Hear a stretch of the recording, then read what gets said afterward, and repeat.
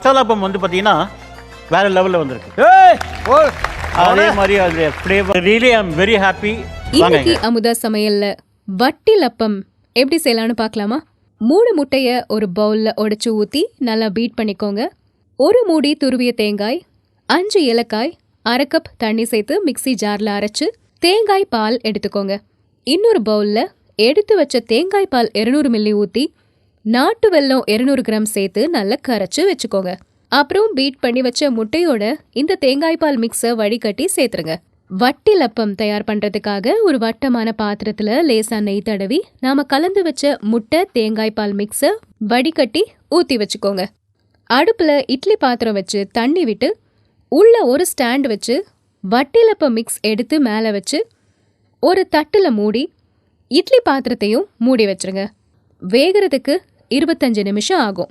இப்போ திறந்து பார்க்கலாம். ஒரு கத்திய விட்டு பார்த்தா ஒட்டாம வந்துருச்சுன்னா வெந்துருச்சுன்னு அர்த்தம். சூடு ஆறுனதுக்கு அப்புறமா ஓரங்களை கட் பண்ணி ஒரு பிளேட்ல தட்டி அப்படியே எடுத்தா சூப்பரான வட்டிலப்பம் நமக்கு கிடைக்கும். அப்புறம் சின்ன சின்ன துண்டுகளா கட் பண்ணி வச்சுக்கலாம். வாயில போட்ட உடனே கரைந்து போகக்கூடிய சுவையில ஸ்ரீலங்கா ஸ்பெஷல் வட்டிலப்பம் தயாரா இருக்கு. சாப்பிட சாப்பிட சுவையான இந்த வட்டிலப்பத்தை உங்க வீட்லயும் செஞ்சு சாப்பிட்டு பாருங்க. இந்த மாதிரி சுவையான பல சமையலுக்கு அமுதா சமையலை சப்ஸ்கிரைப் பண்ணிக்கோங்க.